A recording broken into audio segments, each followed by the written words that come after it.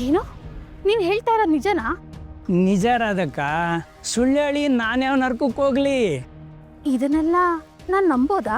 ಖಂಡಿತ ನಂಬೋದು ನೀವು. ಇದನ್ನ ನಾನು ಬೇರೆಯವ್ರಿಗೆ ಹೇಳ್ಬೋದಾ? ಹ್ಞೂ ಹೇಳಿ ಹೇಳಿ. ಇಷ್ಟು ದಿವಸ ನಾನು ಹಾಕಿದ ಯೋಜನೆಗಳೆಲ್ಲ ಕೈ ಕಚ್ತಾ ಇತ್ತು. ಇದೊಂದು ವಿಷಯ ಸಾಕು ನನ್ನ ಕೈ ಹಿಡಿಯೋಕೆ. ಈ ವಿಷಯ ಇಟ್ಕೊಂಡು ಎಲ್ಲರ ಮನಸ್ಸು ಹೊಡಿತೀನಿ. ಇದು ಎಲ್ಲಿ ತಟ್ಟಬೇಕೋ ಅಲ್ಲಿ ತಟ್ಟುತ್ತೆ. ಯಾರ್ಯಾರ ಮನಸ್ಸು ಹೊಡಿಬೇಕೋ ಅದನ್ನು ಒಡೆಯುತ್ತೆ. ಎಲ್ಲ ನಾನು ಅಂದ್ಕೊಂಡಾಗೆ ಆಗುತ್ತೆ. ಈ ಸಾರಿ ಅಂದ್ಕೊಂಡಿದ್ದನ್ನು ಸಾಧಿಸ್ದೆ ಬಿಡೋಳಲ್ಲ ನಾನು.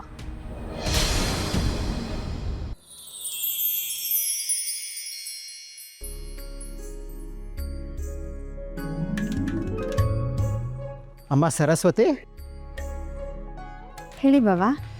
ನಾನು ವಿದ್ಯಾಪೀಠದ ಕಡೆ ಹೋಗಿ ಬರ್ತೀನಿ. ವೆಂಕಟನಾಥ ಜಮೀನಿನ ಕಡೆ ಹೋಗಿದ್ದಾನೆ. ಮೊದಲನೇ ಬಾರಿ ಈ ಕೆಲಸಕ್ಕೆ ಹೋಗಿರೋದು. ಜಮೀನಿಂದ ಮನೆಗೆ ಧಾನ್ಯ ಬರುತ್ತೆ.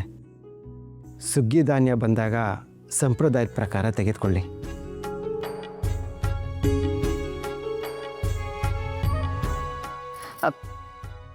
ಸುಗ್ಗಿ ಧಾನ್ಯ ಸಂಪ್ರದಾಯ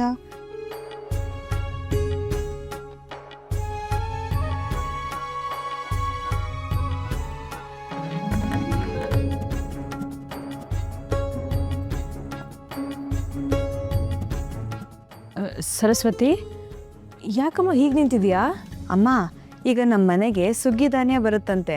ಅದನ್ನ ಸಂಪ್ರದಾಯದ ಪ್ರಕಾರ ಹೇಗೆ ತಗೊಳ್ಳೋದು? ಹ್ಯಾಕ್ ತಗೊಳ್ಳೋದು ಅಂದರೆ ಗುರ್ರಾಜನ್ನೇ ಕೇಳಬೇಕಿತ್ತು. ಕೇಳಬೇಕಿತ್ತು, ಆದರೆ ತೋಚಲಿಲ್ಲ.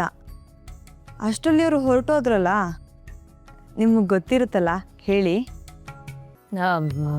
ಅಯ್ಯೋ, ನನಗದೆಲ್ಲ ಮರ್ತು ಹೋಗಿದೆ. ವಯಸ್ಸಾಯ್ತಲ್ಲ, ಈ ಶಾಸ್ತ್ರ ಸಂಪ್ರದಾಯ ಯಾವುದು ನೆನಪಿರೋದಿಲ್ಲ ನನಗೆ. ಅಮ್ಮ, ನಿಮಗೆ ಗೊತ್ತಿರುತ್ತೆ, ನೀವಾದರೂ ಹೇಳಿ. ಶಾಸ್ತ್ರ ಸಂಪ್ರದಾಯದ ಪ್ರಕಾರ ಹೇಗೆ ತಗೊಳ್ಳೋದು? ನೀನು ಈ ಮನೆಗೆ ಸೊಸೆ ಆಗಿ ಬಂದು ಇಷ್ಟು ದಿನ ಆಯಿತು, ಇದನ್ನು ನನಗೆ ಕೇಳಬೇಕಾ? ಅಲ್ಲ, ನನಗೆ ಶಾಸ್ತ್ರ ಸಂಪ್ರದಾಯ ಗೊತ್ತು, ಆದರೆ ಇಲ್ಲಿಂದ ಗೊತ್ತಿಲ್ಲ. ಅದಕ್ಕೆ ಹೇಳಿದ್ದು ಗುರುನೇ ಕೇಳಬೇಕಿತ್ತು ಅಂತ. ಅವ್ರೇನು ಹೇಳ್ದೆ ಹೊರಟೋದ್ರು.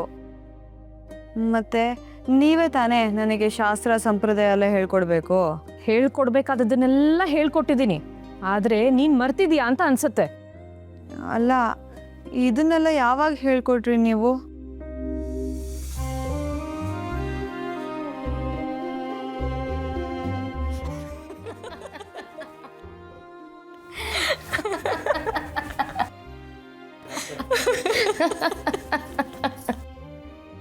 ಗೋಪಿ ಪಾಪ, ಹುಡುಗಿ ಹೆದರ್ಬಿಟ್ಲು. ಅವಳ ಪರಿಸ್ಥಿತಿ ನೋಡೋಕ್ಕಾಗ್ತಾ ಇಲ್ಲ. ಸರಸು ಸುಮ್ಮನೆ ನಿನ್ನ ಕಾಡ್ಸೋದಕ್ಕೆ ಅಂತ ಹೀಗೆ ಹೇಳಿದ್ವಿ. ಗೋಪಿ ಹೇಳ್ಕೊಡೆ.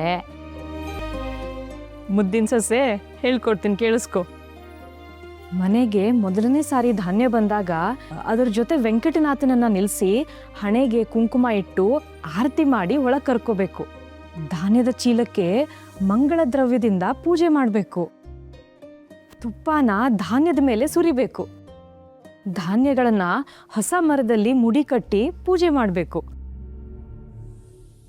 ಬಂದ ಬಡವರಿಗೆ ಆ ಧಾನ್ಯವನ್ನ ದಾನವಾಗಿ ಕೊಡಬೇಕು. ಮಿಕ್ಕಿದ ಚೀಲಗಳನ್ನು ಉಗ್ರಾಣದಲ್ಲಿ ಇರಿಸ್ಬೇಕು. ಗೊತ್ತಾಯ್ತಾ? ಹಾಂ, ಹೀಗೆ ಗೊತ್ತಾಯ್ತು. ಆದರೆ ಇದನ್ನ ನೀವು ನನಗೆ ಖಂಡಿತ ಹೇಳ್ಕೊಟ್ಟಿಲ್ಲ. ಬೇಕು ಅಂತಾನೆ ನೀವಿಬ್ರು ನನ್ನ ಆಟಾಡಿಸಿ ಖುಷಿ ಪಟ್ರಿ ಅಲ್ವಾ? ಹೌದೌದು, ಆಯಿತು. ನೀನು ವ್ಯವಸ್ಥೆ ಮಾಡ್ಕೋ, ಅದು ಬಂದಾಗ ನಾನು ಒಂದೊಂದಾಗಿ ನಿಂಗೆ ಹೇಳ್ಕೊಡ್ತೀನಿ. ಆಯ್ತಮ್ಮ.